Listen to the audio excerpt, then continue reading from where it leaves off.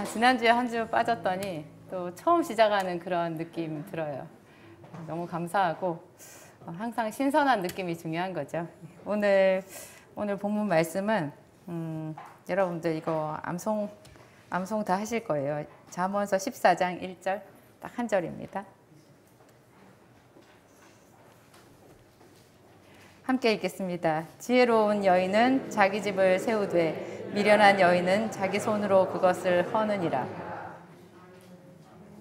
그런데 이런 너무 뻔하고 말도 안 되는 구절이 성경에 있어요. 어떤 여인이 자기 집을 허는 사람이 있을까요? 그죠? 저는 이런 구절이 성경에 있다라는 것이 뜨악했었어요. 지혜로운 여인은 자기 집을 세우되 미련한 여인은 자기 손으로 그것을 허느니라. 제가 이거 아주 셀 수도 없이 많이 되뇌었어요. 자기 손으로 자기 집을 허는 여인이 있을까? 그것도 남자가 아니고 여인이라고 되어 있어요. 제가 그래서 제 나름대로 이 말씀을 또 다른 성경 부분이랑 여러 군데를 읽고는 제가 한 가지 제 무릎을 딱 친 게 집을 세우는 건 여자구나. 집을 세우는 건 여자네. 남자가 세우는 게 아니네. 우리 모든 여인은 자기 집을 세우는, 결혼한 여인은 자기 집을 세우는 사명자인 거예요.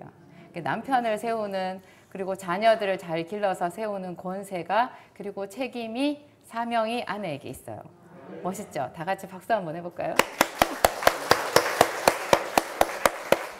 일단 거기서 출발할 수 있어요. 일단 거기서 출발하는데 그 다음에 제가 아까 말씀드린 그러면은 다 자기 집을 세우지 누가 자기 집을 허무는 여자가 있나, 이 부분을 이제 우리가 오늘 생각해야 되고요.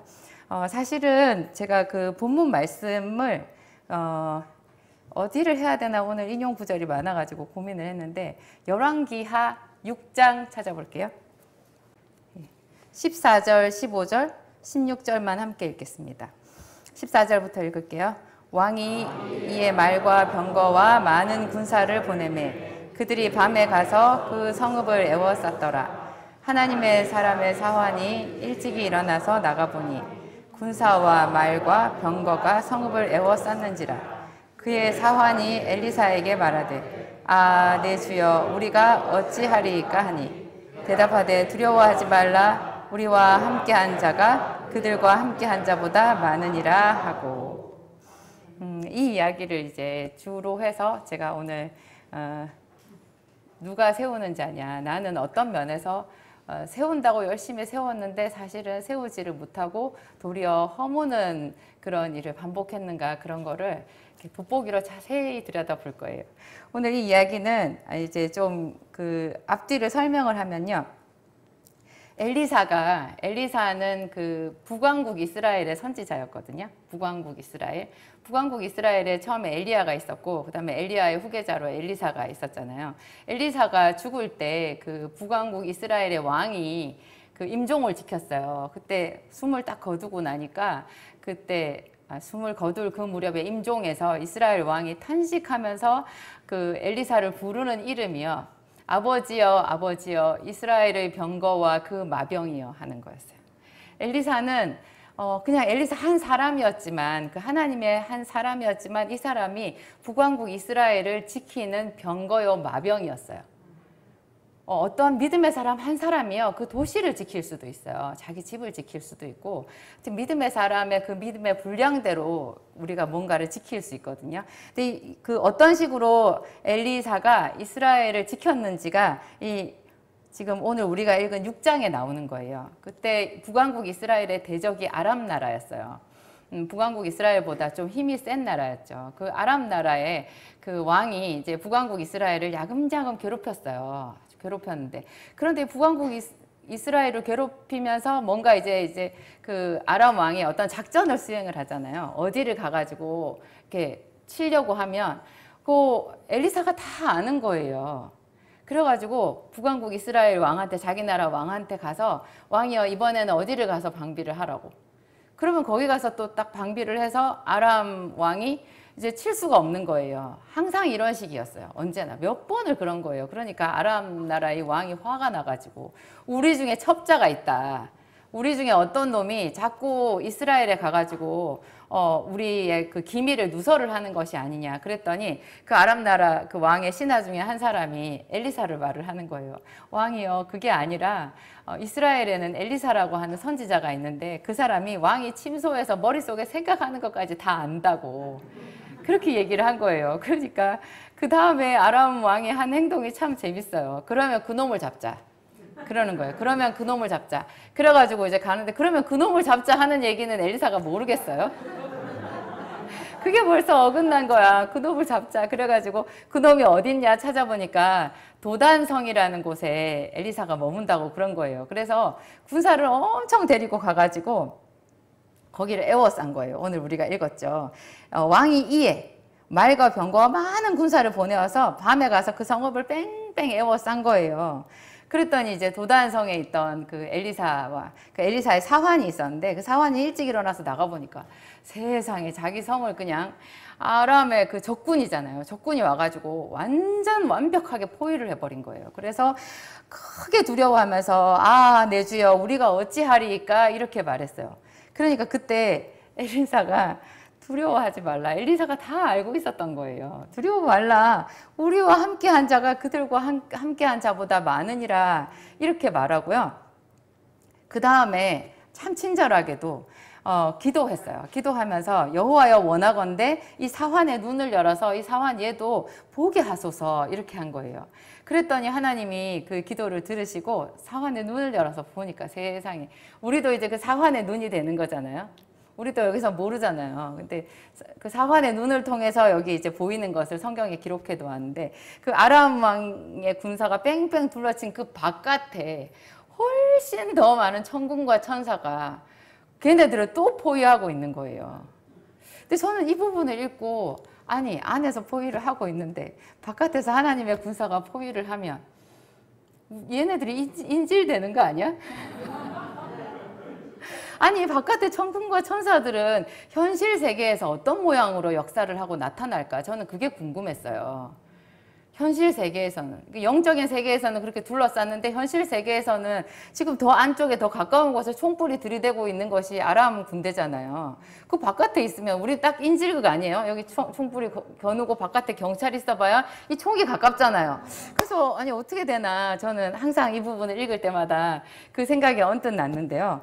그 뒤에 가만히 보면 엘리사가 아람 사람들한테 나가서 말을 하잖아요. 말을 하는데 엘리사가 그래요. 하나님 저들의 눈을 어둡게 해달라고.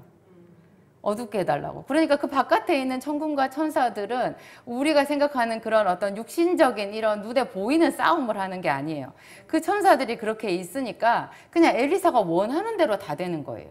엘리사가 원하는 대로. 그들의 눈을 어둡게 하소서. 그래가지고 그 나가서 이제 그 사람들이랑 대화를 하는데 여기가 도단성이 아니라고 말을 했거든요. 이 성이 아니다. 그렇게 얘기를 하니까 세상에 그 많은 군대가 그런가 아닌가? 그럼 그 성이 어디냐? 나를 따라와라 하니까 그 많은 군대가 무슨 양떼 마냥 있잖아요. 그 엘리사를 따라서 간 거예요. 그래가지고 그 천천히 이렇게 가가지고 간 데가 그 나라 수도 사마리아 성의 한 복판으로 갔어요. 그때 이제 또 엘리사가 얘기를 하잖아요. 그들의 눈을 열어달라고. 그래서 눈을 여니까 세상에 이 군사들이 정신을 차려보니까 남의 나라 수도 한복판에 자기들이 지금 와 있는 거예요. 그러면 또 어떻게 보면 아니 우리가 성문 열려고 그렇게 애쓰지 않나요? 그러면 성문을 열고 들어가서 한복판이면 거기서 싸워보면 되잖아. 생각에 아람 나라 군대가 뭐 성문도 안 부쉈는데 그 사마리아 성 한복판에 들어갔으면 이제 사마리아 성이 아람 나라 사람들한테 넘어간 거 아닌가 그런 생각이 드는데요. 이게 영적인 법칙이 그렇지를 않은 거예요. 그 사람들의 모든 그 마음, 생각을 그냥 하나님의 영이 이렇게 움직이시니까요. 그 사람들이 그냥 그걸 그렇게 인식하지 않고 자기들이 꼼짝없이 잡혔다라고 생각하는 거죠. 그래가지고 이제 다 죽게 생겼으니까 이제 그 무렵에 그 이스라엘 왕이 이제 신났잖아요. 그래가지고 내 주여 어찌하리까 쟤들 다 죽이리까 이렇게 말하니까 엘리사가 비록 적군이지만 적십자 정신이 이때부터 있었던 게 아닐까. 네. 그래가지고 잘 먹이라고 잘 먹여서 보내라고 그래요. 이때 이 일이 얼마나 아람 사람들한테 충격이 컸든지 그 뒤로 다시는 쳐들어오지 못했더라. 이제 그런 말을 하는 거예요.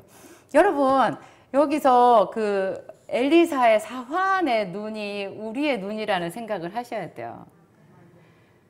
항상 그 생각을 해야 돼요. 저도 언제나 상황 판단하고 이게 내가 지금 뭐를 해야 될 텐지 이런 거를 언제나 새로 점검하는 이런 거를 참 열심히 잘하는 사람인데요. 제가 예수님을 알고 나서 그리고 좀 시행착오를 거치고 나서 언제부턴가 그래 내가 지금 눈으로 보는 게 틀렸을 수가 있어.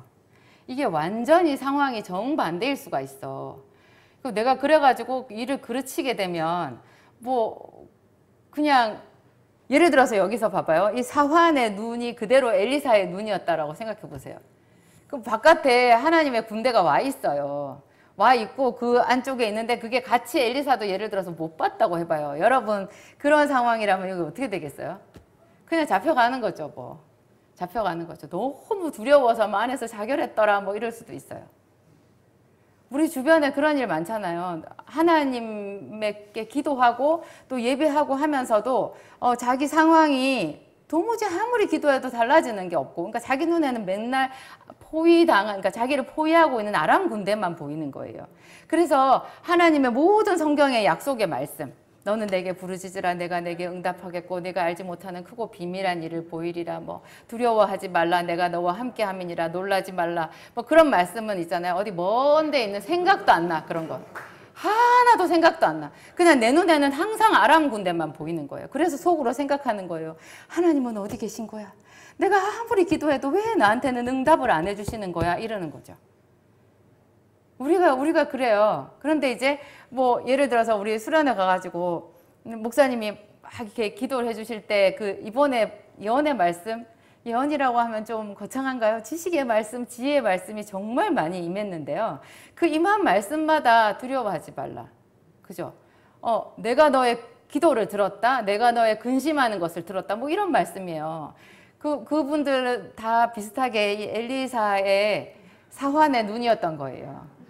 그죠? 근데 그것을 체크하는 게 아니고요. 책망하고 뭐 그거를 탓하는 게 아니라 우리가 항상 그렇게 하나님의 음성, 하나님께서 우리에게 주신 것들을 볼 수 있는 눈을 달라고 기도해야 되는 거예요. 그래서 기도 중에 가장 최고의 기도, 가장 빠르게 응답되는 기도, 가장 확실한 기도는 길을 보여달라고 하는 기도인 거예요. 길을 보여달라. 지금 상황을 영적으로 판단할 수 있게 해달라. 하나님 내가 뭘 해야 되냐. 여기서 지금 하나님은 어디 계시고 나는 어디 있는 거냐, 이런 거를 물어보는 기도가 항상 제 1번이에요. 그거 길만 알면 그냥 모든 게 다 해결이 되는 거예요. 모든 게. 그러니까 아까 다시 처음으로 돌아가서 우리 잠언서에 지혜로운 여인은 집을 세우되 미련한 여인은 자기 손으로 그것을 허느니라. 어떻게 되는지 아시겠죠? 이 미련한 여인의 눈에는요, 하나님이 지금 자기와 함께 계시고 자기 가정을 사랑하시고 자기 가정을 품에 품고 있다는 것이 안 보이는 거예요. 그래서 하나님께서 하지 말라고 한 일만 맨날 하는 거죠. 싸우고 다투고 낙심하고 절망하고 두려워하고 그렇게 되는 거예요. 말씀을 봐도 이 말씀이 하나도 눈에 들어오지 않고 하나님은 멀리 계시다라고 자기 스스로 생각하는 거죠. 그냥 분명히 믿는 사람이고 교인이긴 교인이고 예배자는 예배자인데 그 사람이 하는 모든 행동의 처음부터 끝까지가 믿음하고 상관이 없이 그냥 사는 거예요. 그냥 바깥에 있는 사람처럼. 그죠? 참 이게 어려운 거예요, 많이. 엘리사 이야기를 했으니까 요 앞번에 우리가 봤던 것 중에서 예를 들면 수넴 여인 있잖아요. 수넴 여인이 엘리사가 갈멜산으로 가는 그 길목에 어디 그 수넴이 있었던 것 같아요. 그 수넴에 살았던 여자인데 그 수넴 동네에 수넴 여인만 살았냐고요. 다른 여자들 많이 있었을 거예요. 다른 집들도 많이 있었는데 수넴 여인만 그 하나님의 사람을 존귀하게 생각했어요. 그래가지고 엘리사가 그 갈멜산으로 가는 그 길목에 자기 동네를 지나가는 거를 이제 알고는 강권해가지고 자기 집에 와서 음식을 먹으라고 하고 그 이제 그러니까 엘리사가 거기 가서 이제 음식을 먹고 이렇게 좀 쉬었다가 가잖아요. 자꾸 이렇게 그 일이 반복되니까 이 여인이 더 생각을 추밀하게 해가지고 자기 남편한테 얘기를 한 거예요. 우리한테 오는 이 사람은 지극히 거룩한 하나님의 사람이다. 그 사람을 위해서 우리 집에 방을 하나 만들자. 그래가지고 언제든지 그 사람이 지나가는 길에 거기 와서 쉬었다가 갈 수 있게 그렇게 해주자. 그래서 자기 집안에다가 그런 집을 하나 만들었어요. 그래가지고 엘리사가 거기 지나가다가 이제 자기를 위해서 예비해놓은 그 집에 들어가서 그 침상에 누워가지고 가만히 생각을 해보니까 되게 속으로 감동이 된 거예요. 어머나, 세상에 이 여인이 참 대단하네. 그 전에 밥을 먹을 때까지는 그냥 먹었는데 이 집까지 이렇게 해놓으니까 지극히 감동이 돼서 이제 그 여인에게 그래서 아들까지 주잖아요. 그 여인에게 필요한 게 뭐냐. 이 여인이 자기는 그런 거 없다고 뭐 왕한테 뭐 이렇게 부탁할 일도 없고 자기는 백성 중에 거한다. 나중에 이제 그 여인이 남편이 늙었고 그 여인에게는 아들이 없다. 그 얘기를 이제 사환한테 전해 듣고는 엘리사가 그 여인을 불러가지고 내년 이맘때 네가 아들을 안으리라. 멋있잖아요. 그래가지고 그 이맘때 진짜 아들을 딱 아는 거예요. 근데 여기 다음이 중요해. 여기 다음이. 보통 사람들이 있잖아요. 여기까지 은혜를 받아요. 보통 여기까지 은혜에 굉장히 만족하고 이것에 항상 간증해요. 그런데요, 더 깊은 은혜는 반드시 뭔가 그 다음에 뭔가가 있어요. 뭐가 있었어요, 이 여인은? 아들이 죽었어요. 그냥 아들이 죽었어요. 이거 큰 시험들 일 아니에요? 정말 큰 시험들 일이죠. 제가 목사님이랑 저랑 지금 목회한 지 20년 됐는데 20년 동안 하도 시험에 드는 사람들을 많이 봐가지고 정말 제가 그분들을 원망하진 않아요. 아니, 원망할 일이 아니죠. 그냥 그분들은 또 그분 일인데 저는 그 지나갔던 사람도 제가 그 한 사람 한 사람 지금도 다 그냥 마음이 아파요.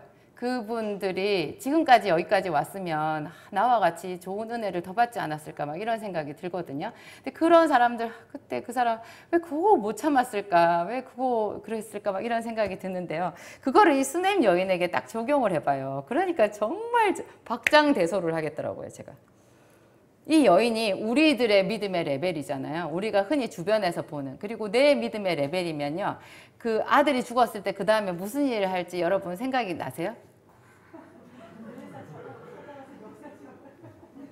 엘리사한테 뭐 욕을 할 수도 있어요.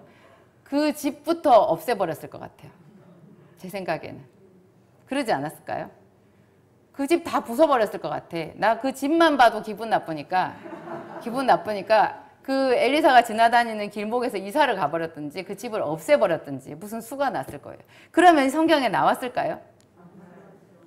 세상에 제가 그 생각을 하니까 정말 귀가 번쩍 눈이 번쩍해지는 거예요. 내가 그러니까 그렇게 하는 게 자기 집을 허는 거예요. 그렇게 하는 게 그러니까 집을 허는 게 여러분 이제 딱 와 닿으세요?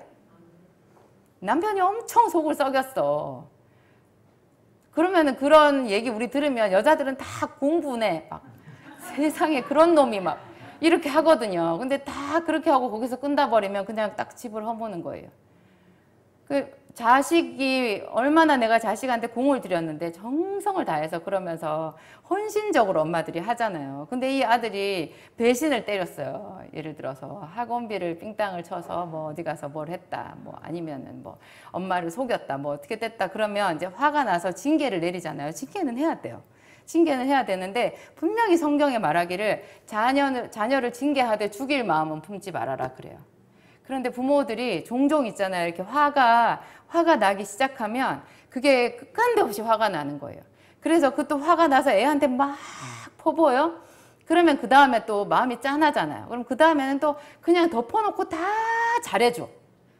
잘못해도 다 잘해줘. 이거를 무한 반복하면 나중에 애가 어떻게 되는지 아세요?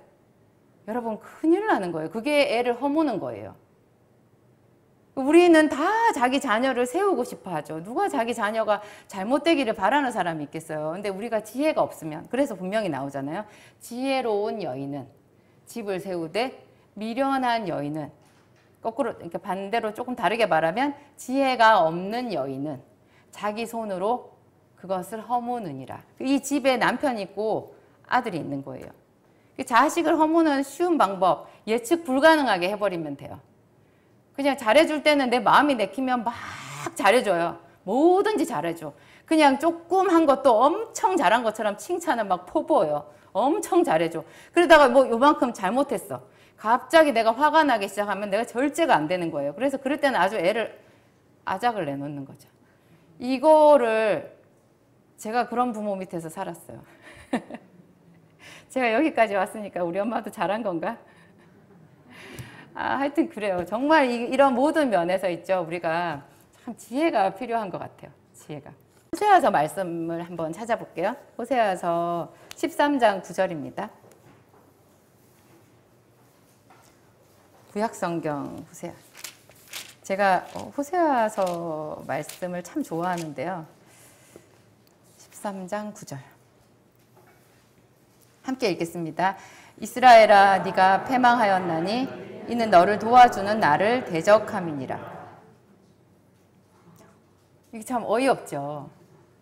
우리가 이런 일을 무한 반복한다는 거예요. 저는 굉장히 깜짝 놀랐어요. 이 말씀을 보고. 네가 패망하였나니 이는 너를 도와주는 나를 대적함이니라. 그러니까 하나님은 항상 우리를 세워주시거든요. 그러니까 저는 이런 상상을 한번 해봤어요.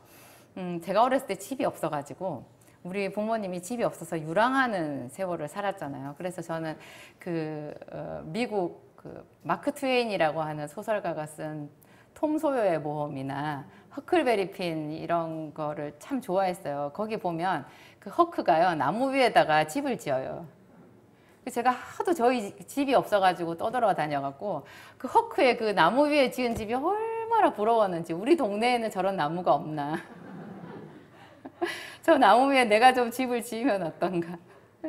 그러니까 우리의 인생에 대해 가지고 있잖아요. 어떤 영적인 시각으로 보면 하나님이 집을 지어 주시는 거예요. 하나님이. 근데 하나님이 이제 우리가 정말로 예수를 영접하고 그 하나님의 사람으로 그리스도인으로 이제 살기로 작심하고 그래서 예배자가 되잖아요. 그러면 집이 이제 이렇게 설계도가 나오고 기초공사를 하기 시작하는 거예요. 그래서 이제 그 집을 우리가 천국 갈 때까지 그 집을 짓는 거 아닐까요? 그래서 내 믿음의 분량대로 이제 그 집이 지어지는데요. 이 집 공사가 자주 중단돼요. 누구 때문에요? 나 때문에. 내가 하나님이 그 집을 짓는 거를 내가 싫어하는 거예요. 내가 싫어하는 거예요. 보통 건물을 지으면 그런 게 있대요. 분명히 처음에 예상하지 못했던 또 다른 추가적인 비용이 들어가는 거죠. 그러면 그럴 때마다 왜 제 집을 의뢰한 건축주는 막 비용이 더 들어가니까 속이 상하잖아요. 하나님 나라에서도 우리는 처음에 이제 작은 거를 생각했을 거예요. 그런데 한 단계 더 나가고 한 단계 더 나가고 좀 더 집을 좋게 지으려고 하면 우리가 뭔가 더 해야 되는 게 있거든요. 그런 게 오면은 싫은 거예요. 싫은 거예요. 그래서 하던 일을 안 해버리는 거죠. 그러면 공사가 중단되는 거예요. 그런 일을 이제 좀 많이 심하게 하다 보면은 아주 있던 그 집도 다 허물어 버리고 그냥 세상으로 나가버리게 되는 거죠. 아니면 그냥 뼈대만 세워놓고 그냥 그 상태에서 무한 공사 정지든지. 그래서 하나님께서 안타까워가지고 호세아 선지자한테 이 말씀을 하셨는데요. 이 비슷한 말씀이 예레미야서에도 있어요. 예레미야서에는 하나님이 이렇게 말씀하셨어요. 이스라엘이 이렇게 망했는데 왜 망했냐? 웅덩이를 팠대요. 웅덩이를 팠는데 그 생수의 근원 대신 하나님을 버리고 자기들의 웅덩이를 판 거예요. 그것은 물을 저축하지 못하는 웅덩이인 거예요. 그게 다 비슷한 말씀이잖아요. 그죠? 다 비슷한 말씀. 우리가 하나님 안에서 무엇을 해야 되느냐 그런 생각이 들어요. 이제 그런 시각에서 아까 제가 수냄 여인의 이야기를 했는데 그러면 좀 우리가 창세기를 한번 가볼까요? 창세기에 가서 우리는 왜 그 신약 성경에 예를 들면 뭐 베드로 사도 같은 그런 대사도들이 뭐 실수한 거 이런 거 보면은 세상에 저게 믿음이 없어서 저랬다고. 저게 믿음이 없어서 저랬다고. 뭐 예를 들면 베드로 얘기하면 베드로가 물 위를 걸어가다가 그 바람을 보고 무서워하고 막 이래가지고 빠져 들어간 거 그거 얼마나 우리 보면은 재밌어요. 그래가지고 아유 베드로가 그랬다고 그러잖아요. 근데 우리는 바다에 들어가지도 못해요. 누가 그 바다에 들어갈 수가 있겠어요? 저는 절대로 못할 것 같아요. 베드로는 대단하죠. 대단하죠. 하여튼 베드로 그랬어요. 근데 그런 시각으로 다시 그러면 앞으로 가서 뭐 아브라함 이야기를 한번 해볼까요? 아브라함이 맨 처음에 했던 실수가 뭐예요? 가나안 땅에 왔는데 오자마자 얼마 안 돼서 기근이 찾아와가지고 애굽으로 내려갔잖아요. 그래서 거기서 애굽으로 내려가면서 자기 아내를 뭐라 그래요? 이제부터는 내 누이 동생이라고 하라고. 우리 또 그분 보고 아이고 또 이렇게 얘기하잖아요. 아브라함이 믿음이 없어가지고 그랬다고. 우리 같으면 우리를 거기다 딱 대입을 시켜봐요. 여러분 어떻게 될 것 같아요? 얼마 전에 저희 목사님이랑 둘이서 얘기를 했는데요. 우리 같으면 애굽으로 안 내려가고 하란으로 돌아갔을 것 같아요. 아니 애굽은 더 낯설잖아요. 그냥 하란으로 돌아가는 게 편하지. 그걸 왜 애굽으로 내려가겠어요? 그러면 그래 우리가 하란에 가서 좀 있다가 나중에 하나님이 부르면 다시 오지 뭐. 그랬으면 성경이 뭐가 되는 거겠어요? 그냥 아무것도 아닌 거예요. 그래서 우리 주변에 그 믿음의 일이 굉장히 드문 것 같아요. 믿음의 일이. 그래서 성경에서 뭐 아브라함이나 야곱이나 이삭이나 이런 사람들이 했던 그런 실수 막 이런 거를 그냥 저 사람은 믿음이 없어서 저랬네 이렇게 생각하지 말고 그거를 훨씬 더 진지하게 더 세밀하게 우리의 삶에 대입을 시켜봐요. 우리의 믿음이 얼마나 연약한지 좀 이렇게 실상이 보여요. 그래서 내가 정말 부끄럽구나 이럴 때는 정말 부끄럽구나. 저는 그 수넴 여인을 생각하면서 수넴 여인이 그 엘리사를 위해서 예비했던 그 집을 다 없애버렸더라. 아니 교회에서 헌신을 하고는요. 헌신할 때 열심히 해요. 시험 들어가지고 가면서 자기가 했던 거 싹 가져가는 사람들이 있어요. 정말 어쩌면 좋아. 그거 사실 교회 하나도 없어도 되는데요. 제가 그 생각하면 얼마나 마음이 아픈지 몰라요. 하나님이 저 사람을 보면 얼마나 안타까우실까 그런 생각이 드는 거예요. 우리 정말 하던 일 여러분 계속 하셔야 돼요. 하던 일을 계속 하세요. 기도를 시작했으면 쉬는 날 없이 기도하세요. 계속 하세요. 그 계속하는 그것이요 정말 빛나는 길이에요. 나와 함께 하나님이 협업해서 내 집을 세우는 거예요. 정말 멋진 집을 세우는 거예요. 진짜로 멋진 집을 세우는 거예요. 그리고 그 하나님의 어떤 그 은혜 같은 거 있잖아요. 예를 들면 우리 이번에 수련회 가서 은혜를 받았어요. 뭐 예언의 말씀을 난 예언의 말씀 받았어야 되는데 목사님이 손을 얹는 순간에 쓰러지는 바람에 못 들었다고 그 막 안타까워하시는 분들 많이 있었는데요. 제가 같이 웃었어요. 이상한 거는요.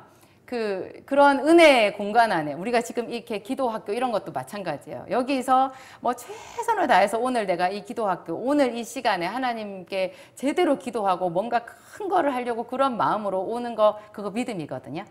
네. 뭐 습관적으로 오는 것도 오는 것 자체가 믿음이지만 큰 기대를 걸고 왔다면 그거 자체가 또 큰 믿음이에요. 그런데 그 뒤에 뒷수습이 굉장히 중요해요. 이거 끝나고 나가잖아요. 나가자마자 마귀가 딱 나한테 말해요.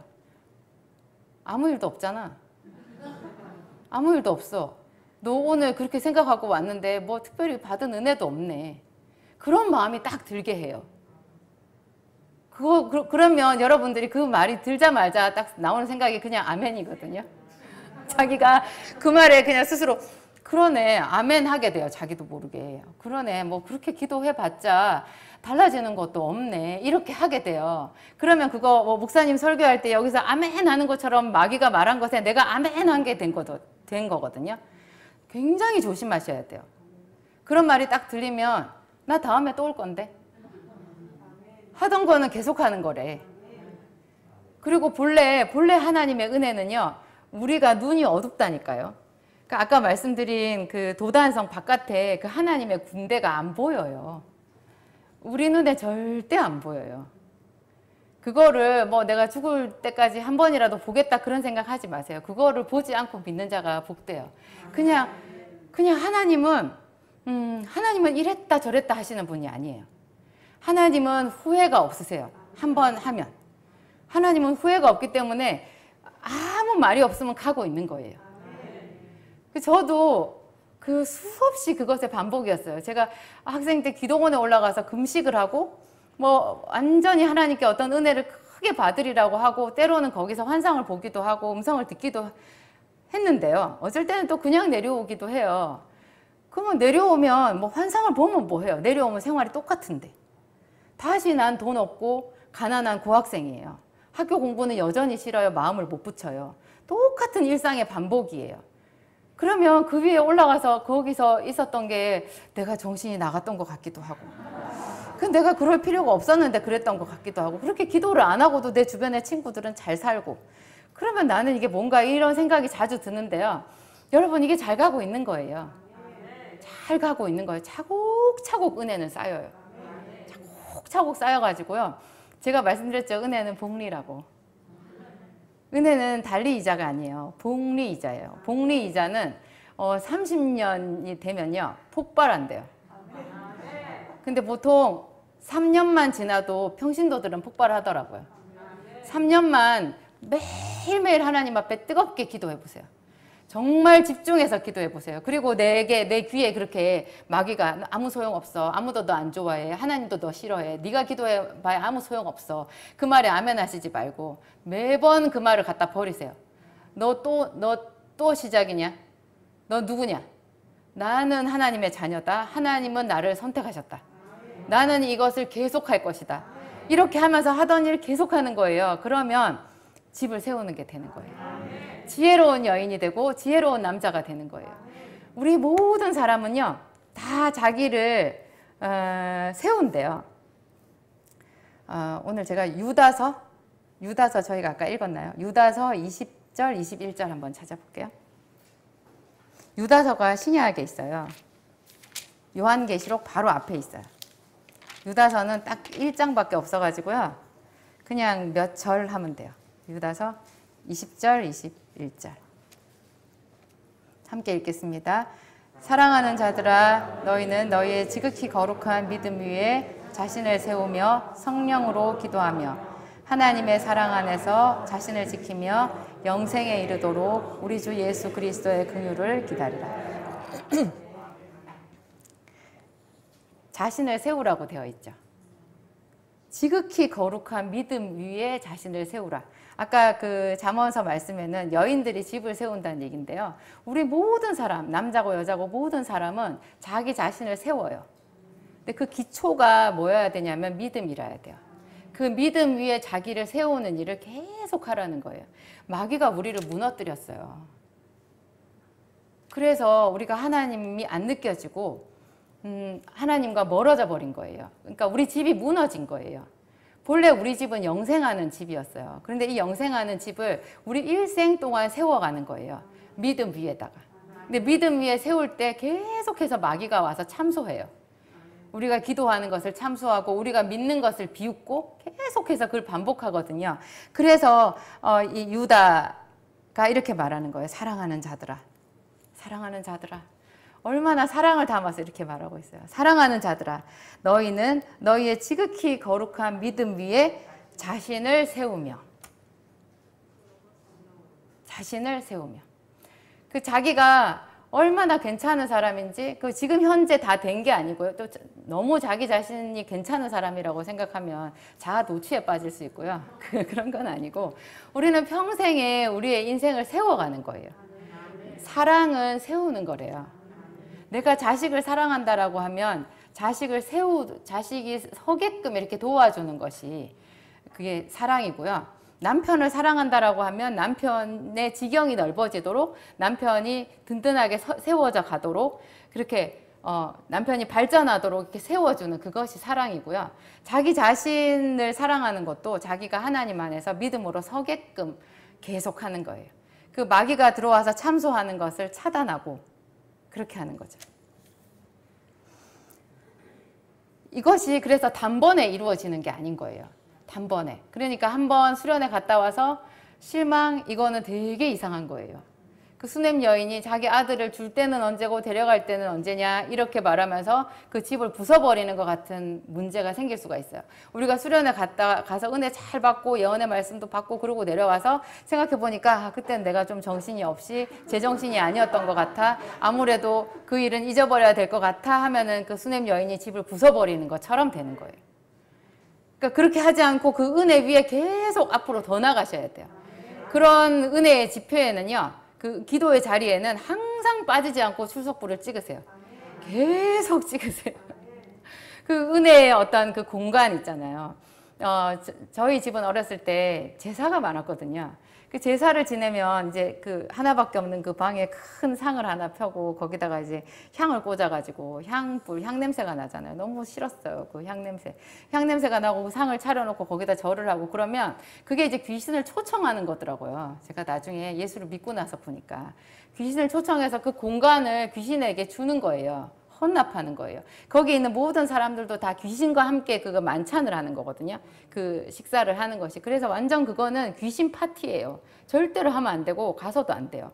근데 반대로 우리가 이렇게 예배의 자리에 나오잖아요. 예배의 자리에 오면 이 자리가 향을 피우는 그게 우리의 기도잖아요.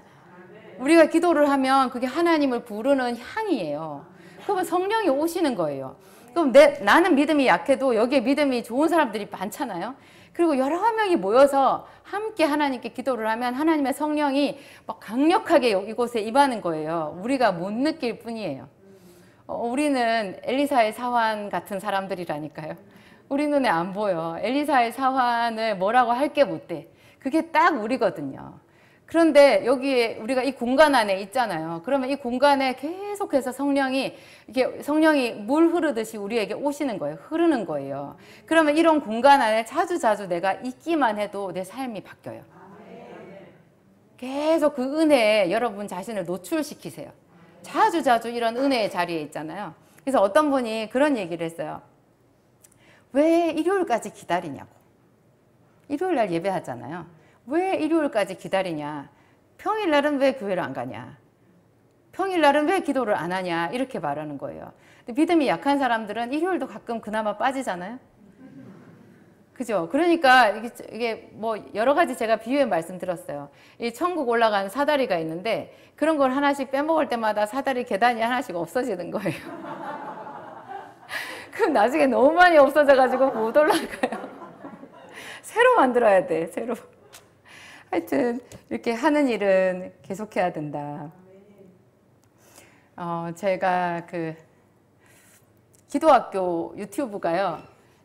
제 10분 성경톡은 제가 한 지 3년이 넘었고 거기서 이제 기도학교는 작년 12월쯤에 시작을 했더라고요. 시작을 했는데 저는 기도학교가 폭발한 게 저한테는 너무나 큰 충격이고 정말 하나님 앞에 제가 기도학교만 생각하면 그냥 그냥 감사해요. 눈물이 날 만큼 그렇게 계속 감사한 거예요. 기도학교가 폭발을 한 게 저한테는 하여튼 그렇게 대단한 기적이고 놀라움이죠. 전혀 10분 성경톡 이거 가지고는 저는 어떤 수익도 생각하지 않았고 뭐 이렇게 유튜브 수익이 문제가 아니라 그냥 제 삶의 어떤 교회에 어떤 도움이 될 거라고 제가 기대를 못했어요. 근데 그냥 저는 앞에 나가서 많은 사람들 앞에 제가 받은 은혜를 나누는 게 너무 좋아가지고 이 약만 얘기를 하니까 나는 약보다 사실은 이 성경 말씀 하나님 얘기를 훨씬 더 하고 싶었거든요. 그래서 그 약톡이 폭발해가지고 우리 약국에 손님이 어마어마하게 많이 오고 제가 쓰러질 정도로 밤에 잠도 잘 못 잘 정도로 힘든 상황에 성경톡을 시작했어요. 제가 어떻게 시작을 했는지 모르겠어요. 근데 제가 그 처음 촬영을 할 때 머리가 너무 아프고 입이 안 떨어질 정도로 힘들었지만 제가 저한테 그러고 하나님께 그랬어요. 하나님, 저는 이걸 하고 싶어요. 저는 약톡보다도 성경을 말하고 싶어요. 하나님의 은혜를 말하고 싶어요. 그렇게 시작을 했는데 제 생각보다도 그렇게 생각하고 시작을 했지만 그래도 좀 어느 정도 기대는 있었는데요. 이게 너무너무 느리게 가는 거예요. 천천히. 그래가지고 진짜 구독자가 안 느는 거예요. 이게 약톡 같은 경우에는 제가 또 저희 약국에 오는 손님들한테 막 공유를 했거든요. 그랬는데 이건 성경톡은 어디 보낼 데가 아무 데도 없어요. 제 주변에 목사님이나 사모님들 많은데요. 그분들은 싫어하시더라고요. 자기들이 맨날 듣는 게 설교니까 제가 말씀한 거를 주는 거 싫어하시고 그러면 또 약국에 오는 손님들한테 성경톡을 주기는 또 좀 이상하잖아요. 그래서 아무 데도 주지도 못하고 그러다 보니까 성경톡은 항상 제자리 걸음이었는데 그게 이제 지난 올 1월에 갑자기 기도학교가 폭발했어요. 근데요, 제가 여러분한테 몇 번 말씀드렸잖아요. 꿈에 나쁜 여자가 가끔 보였다고. 나쁜 여자가. 그래서 어떤 이상한 도둑 할머니도 있었고 그 다음에 또 어떤 여자가 있었잖아요. 근데 이 기도학교가 폭발하는 이 날에도 어김없이 그런 여자가 꿈에 나타났어요. 그 여자가 무서운 여자였어요. 무서운 여자였어요.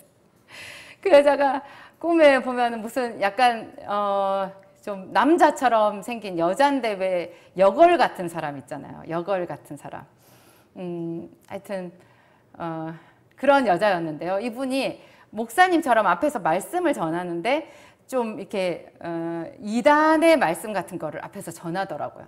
근데 그 여자 앞에 이렇게 군중이 이렇게 있는데요. 내가 그 여자의 뒤에서 이렇게 봤거든요. 보니까 군중이 이렇게 있는데 군중이 끝이 안 보이게 많은 군중이 있어요. 그런 군중을 그 여자가 휘어잡고 막 그 이상한 하나님의 말씀이 아닌 이상한 복음을 막 거기서 증거를 하고 그렇게 바람을 일으키고 다니더라고요. 그래서 내가 뒤에서 보면서 뭐 어떡하냐, 저 여자가 저렇게 많은 사람들의 마음을 도적질하네. 어떡하지 그랬거든요. 근데 어느 순간에 이 여자가 어디 아픈가 봐요. 그래가지고 점점 살이 빠지고 이상해지더니 이 여자가 전신마비가 됐더라고요. 그래가지고 이렇게 그물 침대 같은 거 있잖아요. 그물 침대 같은 거에 여자가 이렇게 누워 있었는데 이렇게 몸이 마비돼서 잘 움직여지질 않아서 이렇게 막 그거를 마비를 풀려고 자기가 안간힘을 쓰다가 그 그물이 갑자기 확 뒤집어졌어요. 그런데 나중에 보니까 그 그물이 한 8층 10층 정도 되는 그 높이 허공에 이렇게 그물이 떠 있었더라고요. 그게 떨어지니까 여자가 밑으로 직하해가지고 죽었어요. 그 꿈이었어요. 그 꿈을 깨고 나서 기도학교가 폭발했어요. 여러분, 제가 그냥 기도학교든지 뭐 성경속이든지 이거를 하다가 아닌가 하고는 그만둬 버렸으면 이런 일이 없는 거잖아요. 그죠? 여러분들이 최선을 다해서 어떤 일을 하고 있는데 열매가 없다면 분명히 그것을 가로막는 어떤 권세가 있어요. 근데 하던 일 계속 해보세요. 계속해서 기도하고 할 수 있으면 더 많이 해보세요. 어떤 순간에 이런 악한 영들이 떠나가면서 갑자기 한꺼번에 모든 것을 보상받는 일이 생겨요. 기도하겠습니다.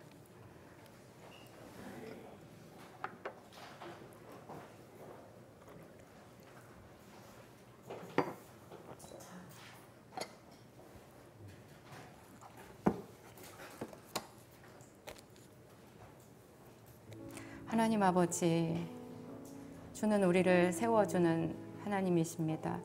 무너진 우리의 집을, 상처받은 우리의 마음을 회복시키는 그런 하나님이십니다. 주께서 우리 곁에 오셔서 하나님 우리를 세워주시고 우리에게 용기를 주시고 좋은 말씀들, 생명의 말씀들 우리에게 공급해 주셨습니다. 하나님 감사합니다. 참으로 감사합니다. 죽을 수밖에 없는 우리에게 그 생명의 말씀, 교훈의 말씀, 지혜의 말씀 주셔서 하나님 우리가 낙심하지 아니하고 여기까지 왔습니다. 우리가 알지 못하여서 엘리사의 사환처럼 하나님 주께서 우리를 돕고 계신데도 낙심하고 불평하고 원망했던 적도 많이 있었습니다. 오늘 우리에게 깨닫게 해주신 하나님께 감사합니다. 하나님, 이 악한 속삭임이, 낙심의 속삭임이 우리 귀에 들릴 때마다 너 누구냐 이제 말할 수 있습니다. 하나님, 우리 한 사람 한 사람 당신의 자녀들을 만져주시옵소서. 하나님, 지혜로운 여인은 집을 세우되 미련한 여인은 자기 손으로 그것을 허느니라. 하나님, 우리를 세우시는 하나님과 협업하여서 하나님, 이 하나님의 집 교회를 세우고 우리 가정을 세우고 자녀들을 세우겠습니다. 성령님, 지혜를 주시옵소서. 우리가 한 번 받은 은혜로 주저앉지 아니하고 더 하나님께 깊은 은혜 자주자주 받기 위하여 나아오겠습니다. 하나님, 우리의 믿음을 도와주시옵소서. 오늘 우리 기도학교에서 함께 기도할 때 성령님 바람같이 생수같이 우리에게 역사하소서. 하나님, 우리에게 뜨거운 마음을 주시옵소서. 하나님을 지극히 사랑하여 여기까지 왔습니다. 주께 치료받고 위로받기 위하여 왔습니다. 성령님 인정하고 환영하고 모셔드리오니 이 시간에 우리 모든 사람들 위해 역사하시고 하나님 우리에게 새 힘 주시옵소서. 보라 새 것이 되었도다. 하나님 그렇게 우리에게 말씀하시옵소서. 주님을 찬양합니다. 감사하오며 예수님의 이름으로 기도하였습니다. 우리를 세우시는 하나님 바라보면서 함께 기도하겠습니다.